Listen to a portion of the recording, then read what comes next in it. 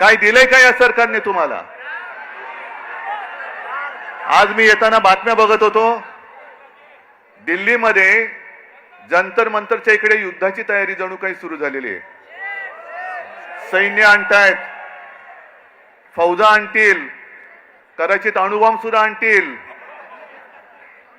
पण या सरकारला माहिती नाहीये या देशामधला हा जो तरुणाईचा अणुबॉम्ब आहे तुमच्या बुडाखाली आधीच लागलेला आहे. आणि हे आता तुमची जी काय युद्धाची तयारी आहे, ही तयारी जर का नीट परीक्षेच्या वेळेला नीट केली असती तर तुमच्या बुडाला सुरुंग लागला नसता. लागला असता? बरं, मी काय म्हणतो की एकदा होऊन जाऊ दे. सोनम वांगचुक यांनी देशाला काय दिलंय आणि या दळबद्री सरकारने काय दिलेलं आहे? जे आपले सैनिक हे तुमच्यासारखे, तुम्ही तरुणाई, या देशाचं भविष्य तुम्ही आहात आणि देशाचे रक्षण करते तुमच्यासारखेच तरुण जवान सरहद्दीवरती आहेत. या तरुणांसाठी मायनस टेम्परेचर, आपल्याकडे जरा मुंबईमध्ये जरा 20-22 टेम्परेचर झालं का थंडी आहे बाबा, मफलर. तिकडे तर बर्फामध्ये सैनिक उभे राहतात आपल्यासाठी. ते तिकडे आहेत म्हणून आपण इकडे आहोत.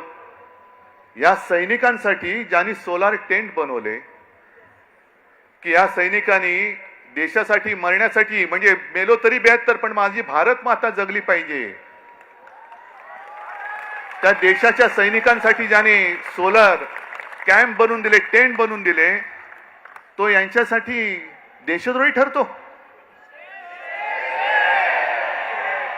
हा देशद्रोही.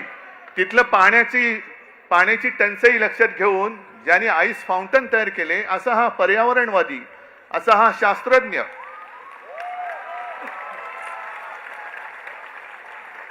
हा यांच्यासाठी देशद्रोही. मग नेमकं देशप्रेम आहे तरी कुठे? देशप्रेम कोण आहे? कुठे? यांचं देशप्रेम नाही. अदानीचे सगळे प्रेमी, यांचे सगळे उद्योगपतींचे प्रेमी आहेत. पण काल काही गोष्टी तुम्हाला कळल्या पाहिजेत. काल मी नागपूरला गेलो होतो मंदिर लुटीच्या विरुद्ध सगळ्यांना जागा करायला. आणि नागपूरमध्ये गेल्यानंतर साहजिकच आहे, कोणाचं केंद्र आहे तिकडे? रासव संघ. म्हणजे बघा गंमत कशी आहे की या संघाने या कालच्या मे महिन्यामध्ये एक स्टेटमेंट दिले त्यांच्या त्या होसबळेनी, की पाकिस्तान बरोबर चर्चा केली पाहिजे. पाकिस्तान बरोबर, जो पाकिस्तान आपल्या देशात आतंकवादी घुसवतोय, बॉम्बस्फोट करतोय, सगळं काही करतोय, अतिरेकी हल्ले करतोय, त्याच्याबरोबर चर्चेचे दरवाजे खुले ठेवले पाहिजेत.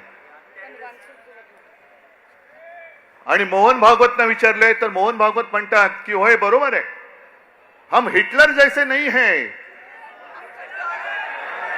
अहो भागवत साहेब, हे हम हिटलर जैसे नाही आहे तुमच्या मोदींना सांगा. आणि पाकिस्तान बरोबर चर्चेची तयारी आहे, मग वांगचुक बरोबर का नाही करत?